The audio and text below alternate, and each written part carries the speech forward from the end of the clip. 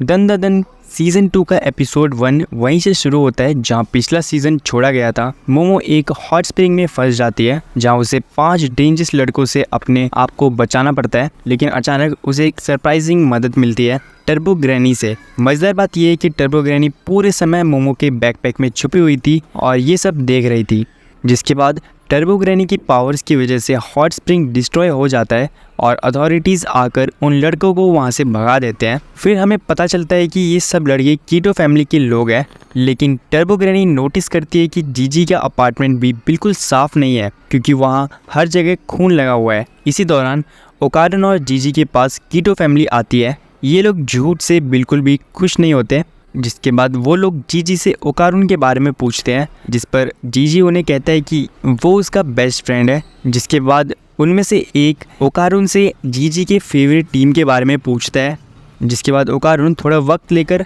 जीजी के favourite team को गैस कर लेता है। और फिर जब जीजी उससे पूछता है कि तुमने ये कैसे गैस किया, तो ओकारुन उसी के घर में लगे हुए एक पोस्टर को उसे दिखाता है और कहता है इससे पता चल गया मुझे। जिसके बाद वो लोग बच जाते हैं, लेकिन जीजी इतना ज़्यादा लकी नहीं होता जब वो कहता है कि उसके घर कभी कोई लड़की नहीं आई, जबकि मोमो वहाँ आ चुकी है और कीटो फैमिली की हेड उससे नाराज़ हो जाती है। इसी वक्त मोमो और टर्बो ग्रैनी जाइंट स्नेक की श्राइन की तरफ निकल पड़ते हैं। वहाँ के लोग पहले इस स्नेक को डिवाइन समझकर पूछते थे और मानते थे कि वो वोल्केनो के अंदर रहता है। जब भी वो भूखा होता था तो वोल्केनो इरप्ट करता था। लोगों ने अपनी ज़िंदगी बचाने के लिए हर साल अपने एक बच्चे को माउंटेन को सेक्रीफाइस करने का फैसला किया और पिछले 200 सालों से कोई इरप्शन नहीं हुआ है और लोगों को लगता है कि शायद वो क्रिएचर सिर्फ एक मैन मेड सुपरस्टिशन था, लेकिन ये दन है या कुछ भी हो सकता है। जब मोमो वापस जीजी के घर पहुंचती है तो वो शॉक हो जाती है क्योंकि पूरी कीटो फैमिली उसका इंतज़ार कर रही होती है।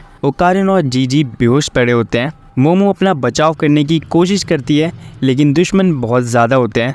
तभी फाइट के बीच में कीटो मैट्रियार्क मोमो को बताती है कि वो लोग फेस्टिवल की प्लानिंग कर रहे थे और जनरेशन से इस जगह को प्रोटेक्ट करते आए हैं। ये वही फैमिली है जो ग्रेट सरपेंट के लिए ऑफरिंग देती है। जहाँ मोमो खड़ी होती है वही वियर्ड डैम्प रूम जो पिछले सीजन में ओकारुन और जीजी ने देखा था, वही जगह है जहां लोगों को सेक्रीफाइस किया जाता है। कीटो फैमिली सालों से लोगों को अपने घर बुलाकर उन्हें सेक्रीफाइस करती आई है। यही जीजी के परिवार के साथ भी हुआ था और अब वो लोग मोमो के साथ भी वही करना चाहते हैं। जब ज़मीन क्विकसैंड बनकर मोमो को नीचे खींचती है, तब जीजी और ओकारुन उसकी मदद करने के लिए एक्शन में आ जाते हैं, लेकिन सिचुएशन बहुत ज़्यादा ख़राब हो जाती है जब सभी लोग नीचे गिर जाते हैं।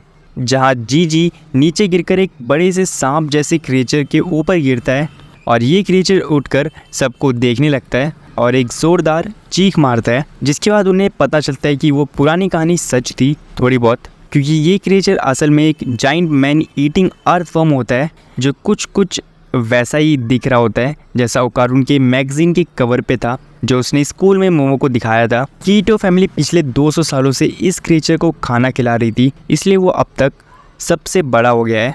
कीटो फैमिली एक चैंटिंग और रिचुअल करना शुरू करते हैं, लेकिन इस वजह से वो उस बड़े क्रिएचर के लिए आसान शिकार बन जाते हैं जो उन्हें तुरंत निगल लेता है। जब ये लोग मर जाते हैं तो मोमो, ओकारुन और जीजी इस बड़े क्रिएचर से खुद को बचाने की कोशिश करते हैं, जिसके लिए वो एक घर में जाकर छुप जाते हैं। और उस घर में जाते ही जीजी नोटिस करता है कि उन दोनों को कुछ तो हो रहा है और अचानक से ओकारुन अपने मॉन्स्टर फॉर्म में बदल जाता है, जिसके बाद एपिसोड यहीं पर ख़त्म हो जाता है। तो गाइस यार, आपको क्या लगता है दन द दन के सीजन 2 के एपिसोड नंबर 2 में क्या क्या होने वाला है और ओकारुन और उसके दोस्त इस मॉन्स्टर को किस तरीके से हराने वाले हैं? अगर आप जानना चाहते हो तो इस चैनल को सब्सक्राइब कर सकते हो आगे आने वाले एपिसोड्स देखने के लिए। मिलते हैं आपसे अगली वीडियो में, तब तक के लिए बाय बाय।